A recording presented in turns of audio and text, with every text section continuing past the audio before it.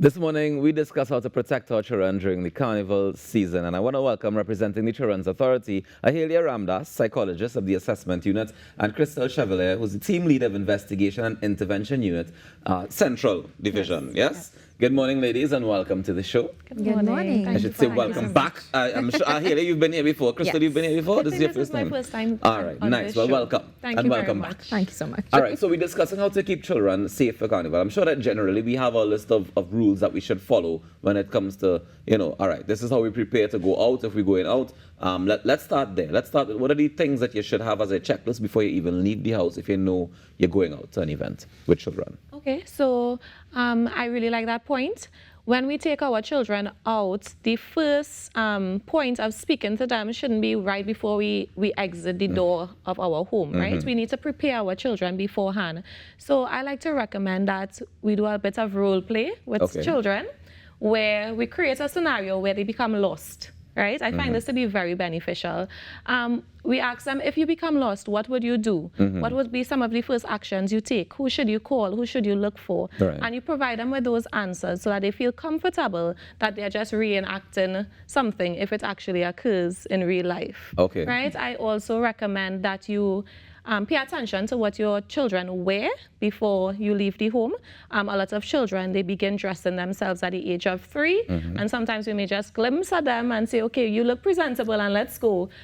Try to remember what your children are wearing, and where possible, take a picture of your children before you leave the house. Right, so those are some of my tips. All right, I hear you. So, I mean, just to add to what Crystal is saying, yes, we role play, and that's a really excellent strategy to use, but it's also important that we explicitly teach our children, if we go out, you get separated, this is what you should do. So you're actually teaching them step by step in addition to role playing. You're teaching them how to identify police officers, how to identify certain, depending on where you're going, where you should get to. If it is you end up separated, if it is you get yourself in a little bit of trouble. But it's also important for us to prepare our children with the information in terms of what are the dangers out there for them. So we're not just assuming that our children know it's unsafe to go with a stranger or it's unsafe to accept a drink from someone. We want to actually explicitly, and I want to stress on that word, teach our children. So not take for granted that our teenage children know particular things, go through it with them so that they know they have it in their heads, in addition to the role play. Would you say that there are different things that you would teach the children to be aware of when it comes to the 3-5-year-olds versus the teenagers? Definitely. What are the differences? Because, I mean, to me, safety is the bottom line, right? So we want everybody to know, A, what to do if you get lost, how to identify the police officers, how to identify help or where to go get help, what not to do, don't take drinks from strangers, don't take anything generally from strangers. But what would be the advice that you would give teenagers in addition to that? So I'm going to go back to teenagers. For the very little ones, Right. You want to make sure that you teach them how to identify help. So police officers or any other type of officer that might be in a uniform, you go to these persons. You want to teach them or make sure that they know their proper name. Their full name. I have to say that because you'd be surprised how many children only know their nickname or only know their parents' nickname. Yeah. So teach them their name, their parents' proper name, and it's always important to have a bit of a name tag on them as they're out so that they have that information, because it's very traumatic getting separated, especially when you're younger. There's crowd, there's noise, and so in that moment, even if you role play, you don't know what the reaction of that child is going to be. Yeah. For our older ones, you want to make sure that you go through all of that information with them as well, but you explicitly teach them the dangers of alcohol, the dangers of drugs, the dangers of going off with persons that they don't know, the importance of having their cell phones, if they have one, on them at all times. And so we want to make sure that we prepare them with the information as they're going out there. Rehearse it with them, not before you leave the door, well in advance, before you leave out the door, while you're in the car, so that they're aware that information is playing in their minds, and that it's going to be a little bit easier for them in a situation if it's something that is familiar. With teenagers, I just wanted to add, with teenagers as well, we want to ensure that they understand that we're trusting them if they're going out without a parent, right? So one of the important things to ensure they understand is that where we are allowing you to go is where you need to stay. Sometimes we go somewhere with our friends and we get carried away in the moment and they say, hey, let's go here, or everybody come back by me, you know, and we need to really ensure that they understand that you have my permission to to go to this particular event, and I'm trusting that that is where you will remain. Yeah. We also need to ask them to check in with us. They have their phones. I know it's not a usual practice in Trinidad, but there are certain apps that we can use that have a lot of parental control on it, where you can even put on the location of your child's cell phone and they cannot take it off. Yeah. It's locked on your side. I know about that. Right? I know about that for So sure. do I. So these are just additional tips that that we can work with as well. One more thing Go ahead. to add to that with the teenagers, because Crystal just kind of touched on it. In terms of checking in, it's important that we also tell our teenagers, if you're out in a group without parents and you realize that the persons around you are drinking or partaking in substances, it's important that they know, do not get into the car unless there's a designated driver who has not partake of alcohol or anything like that. Do not get into the car. Call me and I will come for you. Yeah. You know, regardless of what arrangements were made ahead of time, it's important that they also know it's okay to call me if you find yourself in this situation. Definitely. I think that part is that's a crucial point as well. I want to get into, so this is if the children are going with you, if they're going out, right?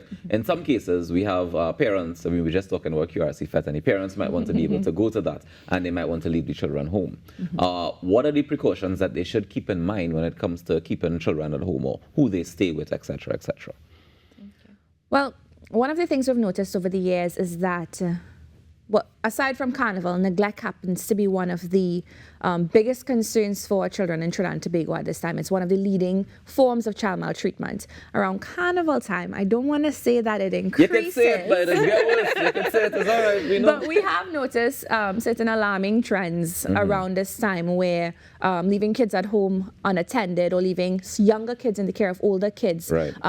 There's a bit of an increase, which is dangerous. So we want to be mindful. If parents want to go out, of course, you're entitled to go out, have fun. It's important that you ensure that you're leaving your children with a trusted adult. And I stress the word trusted because it's not long time days when you could say go by the neighbor and stay. Yeah. You know, you have to be sure that the person you're leaving your children with is trusted, they're safe. You have to know if your children feel safe in that environment as well. And not because, well, they don't have cable or they don't have internet and we just don't want to go.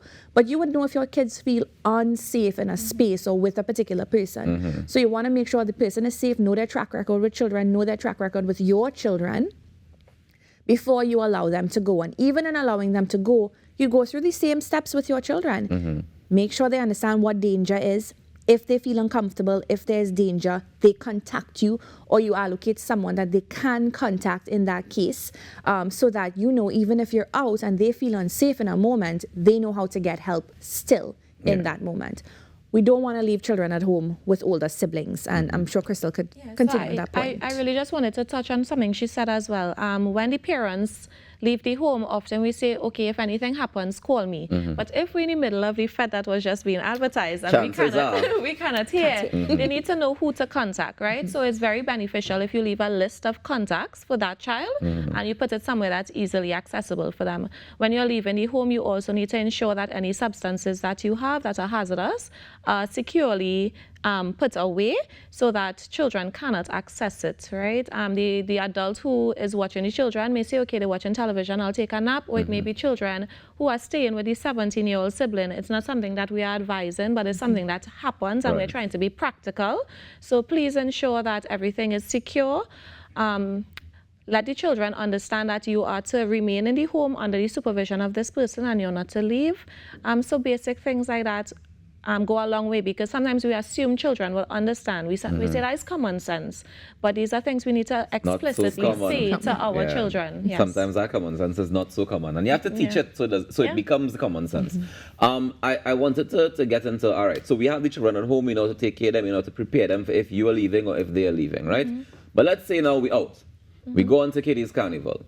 Should we be concerned about first of all, the decibel level of the music? Is that a concern that we have when it comes to children and what they hear, how they hear it? So what I would say is that we're obviously not going to take our very young babies, children, out in all of this noise and all of these things, or even if we are taking them out, being mindful of where we are situated. Right. Because you can still go and enjoy the festivities, but ensure that you keep yourself at an appropriate distance that's safe for them. But what I want to draw attention to as you raise this point is, as parents, caregivers, persons we're trusting or to take our children out into these activities, we have to be aware sometimes younger children have sensitivity to sensory, overload. So even if it's not physically harmful to them, they just don't like noise or they don't like certain things. And we need to be mindful of that as well, because it can be quite disorienting, quite startling to the younger children. And we may end up in a situation where they try to avoid the sensory overload that they don't like. And they run away. So they kind of slip away from you or get away from you. So we want to be mindful of the triggers our children may have in these settings as well.